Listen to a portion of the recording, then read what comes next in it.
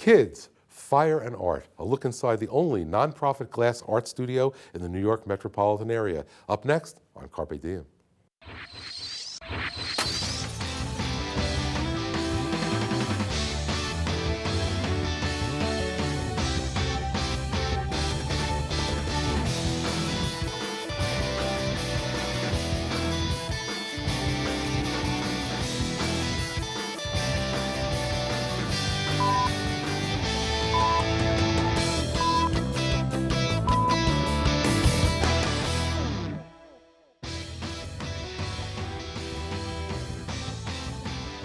In the heart of downtown Newark, New Jersey, the nonprofit Glassroots teaches youth about business and glass art, offering multiple opportunities for learning across 3 unique studios.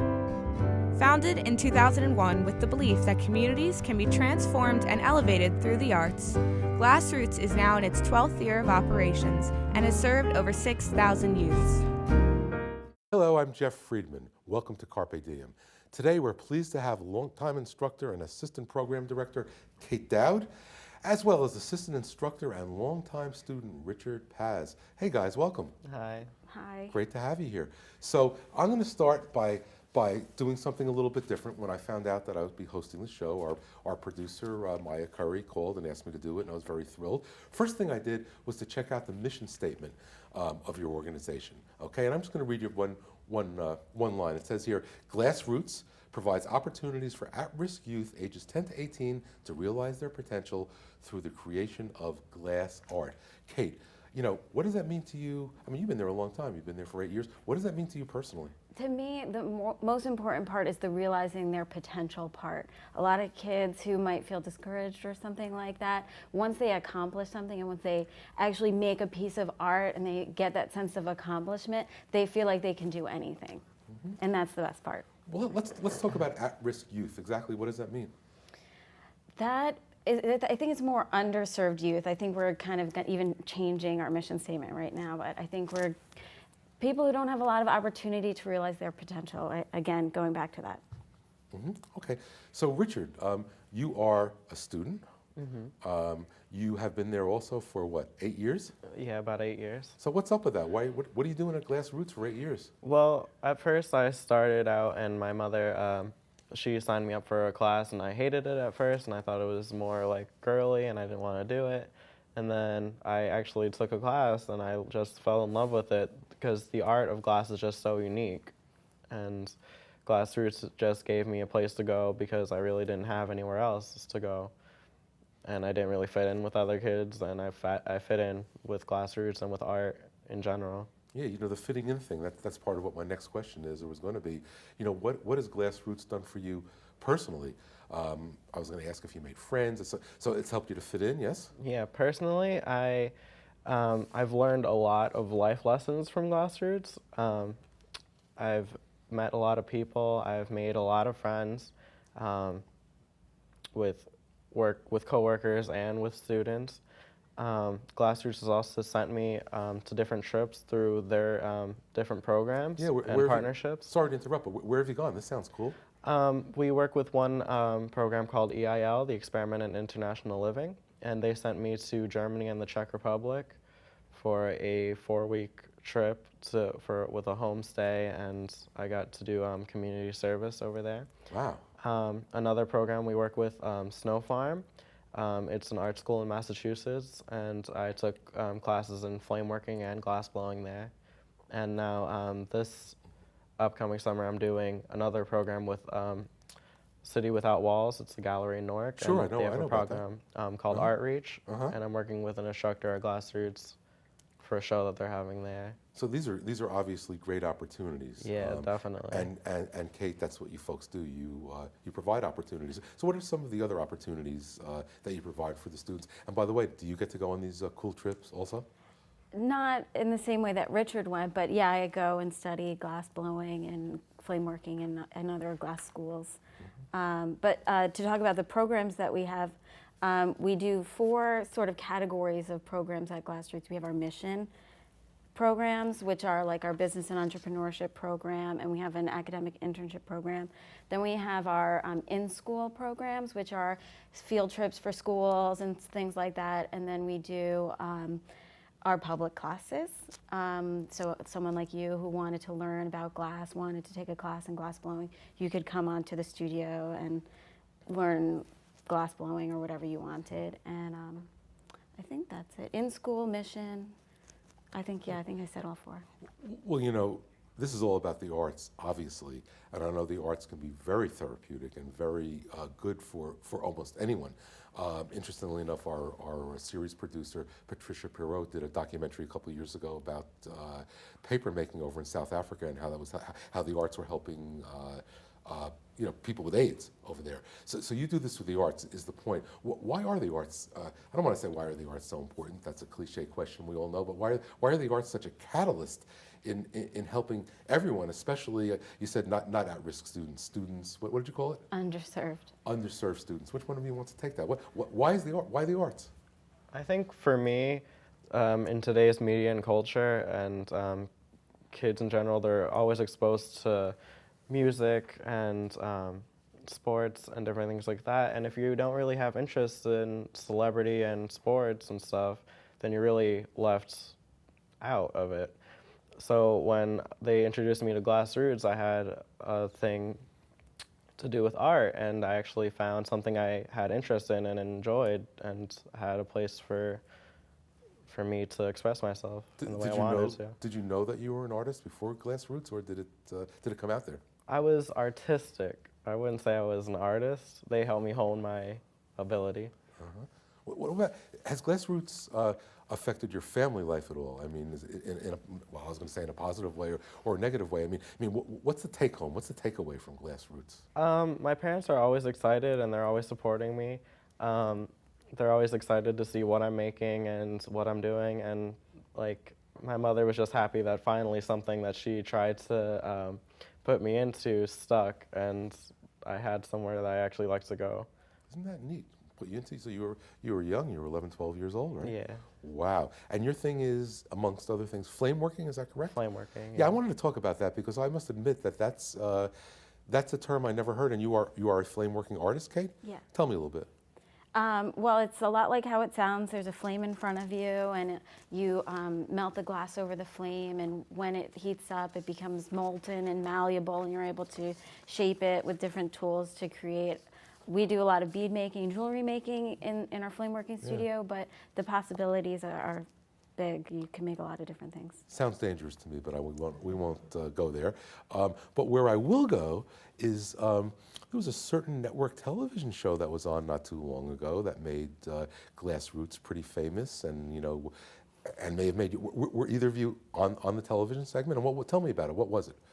Richard was at Snow Farm, but I was there, and they came for about a week, and it was the show Secret Millionaire, and they initially came to us saying, we have these volunteers, and they want to come and work with you, but we're doing a documentary about volunteering, and so these two people came and worked with us for a whole week in all different areas, and at the end of the week on Friday, they said, surprise, we're not really here to volunteer or do a documentary. We're here for Secret Millionaire, and we're here to give you money. Oh, it was one of those things. I should have known by the title. So are we empowered to say how much they gave, or is that sort of a confidential thing? I don't. Yeah, okay, we won't go there. And so you were on the national TV show? They cut me out, unfortunately, but they did cover a lot of great kids, and it was a really good experience. Yeah, you never know what's going to make it. That's right. I mean, we in the business, we know that it's not so much what gets cut out, but it's how much you can't use. You might shoot 10 times, and they were there all week. They probably shot 30 times more than what they needed for the however long. That was one segment in the show? Yes, yeah. But it was fun, right? Mm-hmm. So have there been any positive changes over at Glassroots since the show? I mean, how has it affected you or the organization, or has it really? Well, immediately following the airing of the show, there was a lot of interest nationally in Glassroots. People from all over, like North Carolina and California, contacting us, and they wanted to buy things to help support us, or wanted to know more about the organization. But yeah, it was just great to have that national exposure for our small little studio. It was great. Oh, it's fabulous. I mean, as I said, I had heard of the program and I looked it up online. And, oh my goodness, I thought maybe it was on a national cable network, which would have been great. No, it's only an ABC network Yeah. TV show. How great is that? And so you were away. You didn't get to see it. Yeah. You know what I wanted to ask you though, Richard. Obviously, we know you're an artist. Do you have any specialty in glassmaking, or other mediums, or do you do everything? What do you do? Well, with glass, I usually do flame working, which is the smaller stuff, bead making. Is it dangerous? Not really. If you're doing what you're supposed to be doing, there's not really a chance that you'll get hurt. It's possible to get hurt, Yeah. and I've gotten hurt, but but it's really safe. Burnt, right? Yeah. Yeah, that's what I'm thinking here. But I work with usually flame working, and that's making smaller beads. I usually do jewelry for Glassroots, but I've also done glass blowing and kiln forming. And outside of glass, I'm just drawing, or I'm into cosmetology a lot. So Did you make your studs? Is that what you call them? no, You did not. I make did them. actually make my cages, but Cool. They look good. Thanks. So we talked about the 3 disciplines, or maybe it was 4. I think it was 3 that it was the kiln making and the. Flame working and glass blowing. Okay. So why don't you tell me just a little bit about those 3 disciplines? How do they? Is most of what you do over there linked to those 3 disciplines? Is what I'm trying to ask here. Yeah, Yeah. pretty much. Those are the 3 classes that we offer, 3 techniques that you can learn. So flame working, like I said, is there's a torch and you melt glass, and usually we do bead making with the flame working technique, and that teaches kids kind of discipline and focus because you don't want to get burned. You have to concentrate on what you're doing. Kiln forming is is more design oriented, where you use cut glass and make a design that we then melt in a kiln. So it fuses together and you can make plates and dishes and things like that. Glass blowing really was kind of like our goal because there's a lot of teamwork involved, so kids learn how to work together, collaborate, and that's just really traditional glass blowing, where you have a pipe and you gather up molten glass and blow and shape it out. Not too much of that around anymore, is there? I mean, most glass, I'm a neophyte. I know nothing about glass art, except what I learned to do the show. But isn't most glass sort of centrally manufactured now with machines? And so glass blowing, that's more in the arts as opposed to the old days when they used to actually have to, Yeah. That's true. there are still people who make traditional like cups and plates and practical pieces, but the big money is in art, I would say. So I'm still fascinated by the secret millionaire thing. I want to go back to it. So they came in for a week, as you said, and they didn't tell you what they were doing. You said they were there for something else. So what kinds of stuff did you do for them? What did you do all week while they were shooting? Well, we did glass blowing and bead making with them, and we made some jewelry that we were packaging to bring to a sale. So we went to a farmer's market in Newark and had our table set up, and they helped man the table, and we're selling the things that they made and other products that we had at Glassroots. So they saw the whole process from beginning. How do you do with sales? I know that's an alternate funding methodology for any arts organization. How do you do with your? Because I know like you say, you sell things, you have programs and classes, so you generate some decent amount of revenue doing that. Yeah, we do. We sell products, like how you said. We also do some commission work. So for corporations and other nonprofits who want to honor somebody, we'll make trophies and plaques and things like that. And we also, to help raise money, we rent out our facility to professional artists who do glass blowing as a living. But I know you're really about the students. You're about the kids. Why don't you tell me a little bit more about what does it mean to you? I mean, you're here, obviously making a difference in the lives of these students, of these kids. How do you make a difference? What do you feel good about?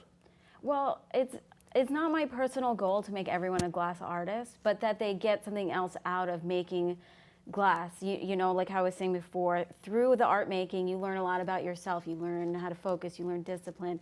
You also get that realization that you can do something, you can accomplish something, and that's what I try to instill in all of the kids. And I connect with them a lot too. I kind of feel like it is a big family, and it's a safe place for kids to go and be themselves, and that's kind of what I'm going for when I'm there. Okay, how about a success story? Give me, if you would, a success story, a student that stands out, someone who came in, as you said, and very aptly, not necessarily about glass blowing, but really made a difference in his life or her life?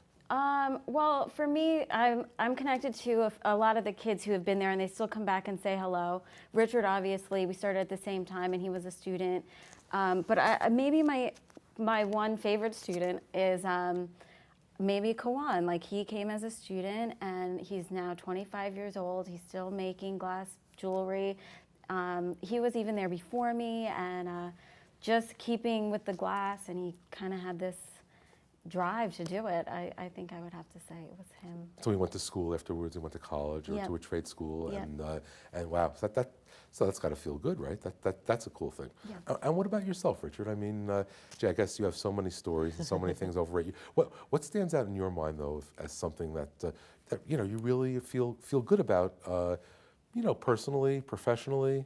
I like the fact that, because it was the same story with me, I had somewhere to go to. So I really, when we have a class, I want to make the kids feel welcomed and like they have somewhere to go if they don't fit in with like sports or other things like that. And like what Kate said too, at the end of the class, you put together your necklace or your bracelet and you can say that you made this. You can take it home, you can give it away, you could sell it, you can do whatever you want with it. But you actually took the time to make something pretty awesome that you can't do anywhere else.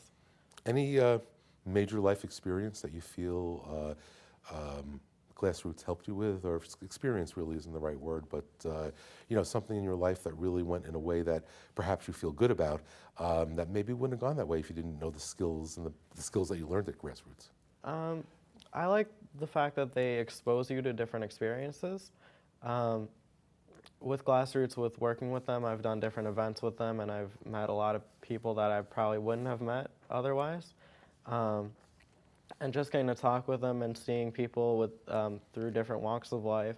I grew up in Belleville, and it's just one type of person. Going to Glassroots, I met another type of person. Going to events, I met another types of people. So the exposure to different experiences is really, I like that a lot. And not only the kids, the friends, but the instructors, right? Yeah. You know, they've got to be, they've got to make a difference. Yeah. And you know, Definitely. in terms of that difference, you know, I'd like to talk more about youth, and I know you have specific programs for youth. Can you tell me a little bit? Yeah, so our mission programs, we have our business and entrepreneurship program, which is all school year long, and students come from all different schools. I don't think you have to be from Newark, but maybe you do. And you create your own glass business. And at the end of the school year, we have a competition where students present their business plan in a PowerPoint presentation, and then we have a sale of the things that they've been creating all school year long. So it's kind of a traditional classroom setting where they learn the business skills, and then the studio time where they get to create their products related to their business. Do they actually share in the revenue from selling these products? Yes, they do. Really? Yeah, so there's incentive there to try and make as many products as you can, well-made products. And you have your own store, right? What were you going to say? I'm sorry. No, I wasn't gonna say anything. Oh, you seem But like I went through the program too, and it's really cool. You learn about like different aspects of business and decision making, and the different types of businesses, partnerships, etc. And it's a really cool program to learn the business side of once you make your product. Now, what are you gonna do with it? You could just keep it forever, or you could sell it and try to make money off of it. All right, so now I'll put you on the spot. Please tell me one great or one business skill that you really took away from this that you, boy, I really know this, that maybe you never thought of it before. The whole concept of like supply and demand, it's pretty obvious, but to actually see it, going through it, like time management also, like I actually had to make the products to sell, and I had to go through and say, well, if I'm charging this much for it, I need to put the supplies, my time, and if I want to make a profit off of it, up the price a little bit. Hey, I have no problem with that. That works. And it's all about budgeting. I mean, that's the word. In this business, in any business, it's all about the budget. It's all about revenue against expense. And so that's a great thing to know. You'll know that no matter. And you said you're going to go to school for, we talked a little bit, before the show, and you're going to go for cosmetology. Why? That's Yeah. interesting. Why? Well, I was taking cosmetology in my high school. Unfortunately, I didn't have enough credit to finish there. But I decided to, after I graduate from high school, go to a cosmetology program. I had an interest in it. It was something that I completely had no clue about. And I think it was more because of Glassroots, I went from not knowing about glass at all to learning about this vast trade. And it's the same thing with hair. I thought it was just haircuts, that's it. But there's so much more coloring and cutting and everything. Can you do anything with mine, by the way? Sure, Probably anything. not. Oh, you're the first person that ever said sure. Usually they say.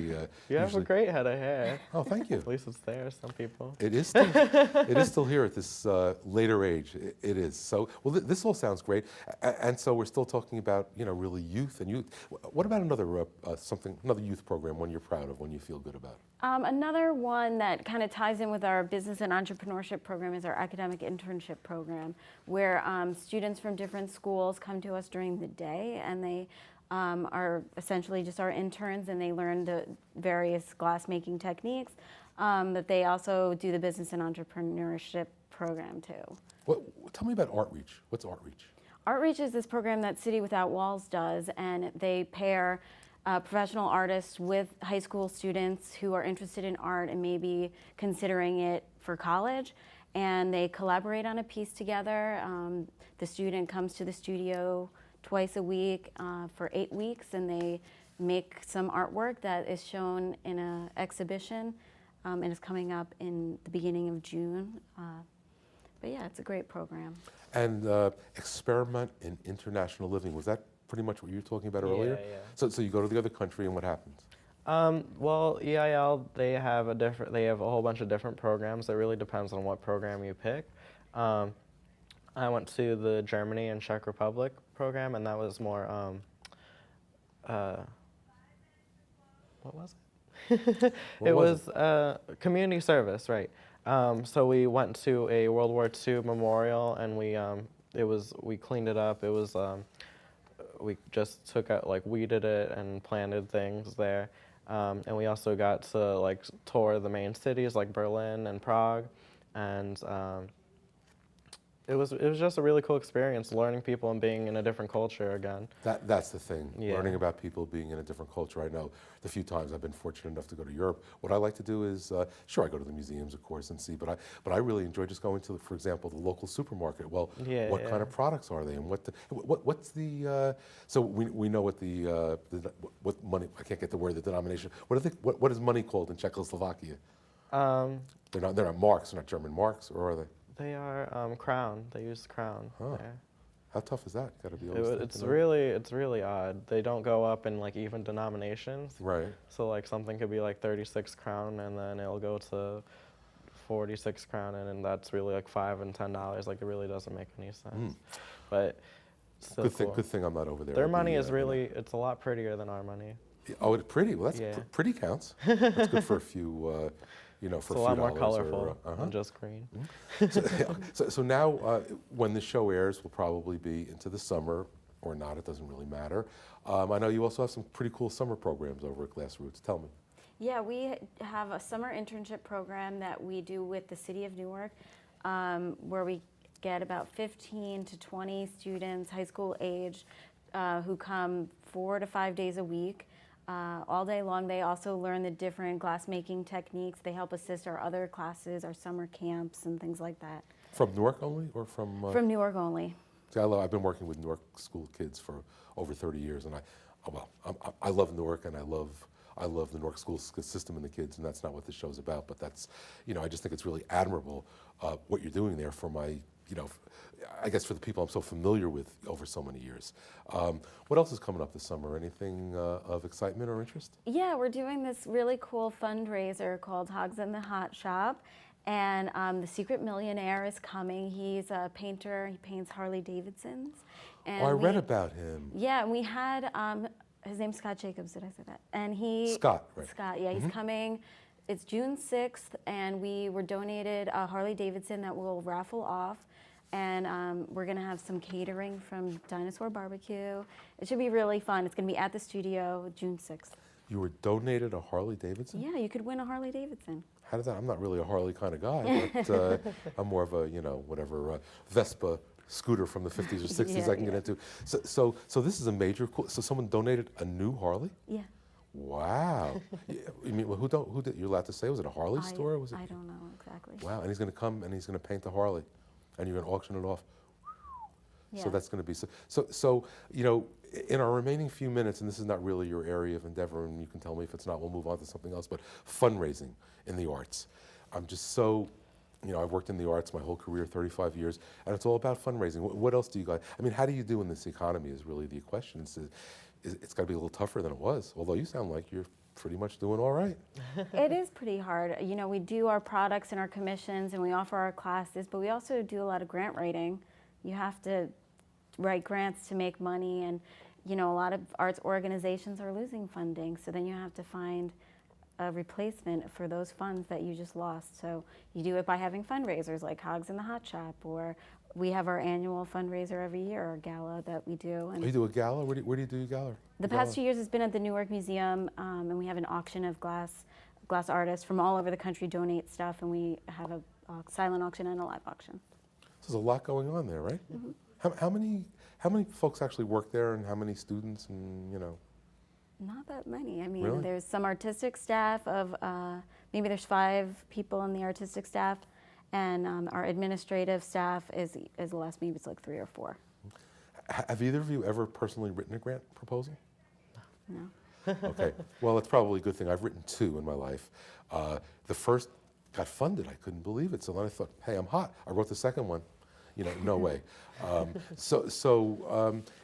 I guess in getting ready to close the show, I just want to ask you, just briefly, why Glassroots?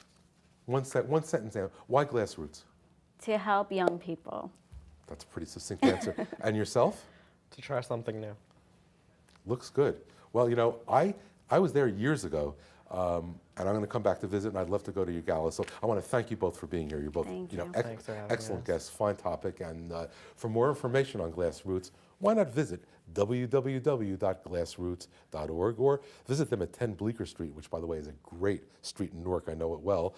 For more information on this or any other edition of Carpe Diem, why not give us a call? It's 973-655-5158, or you can email us at carpediem.mail.montclair.edu.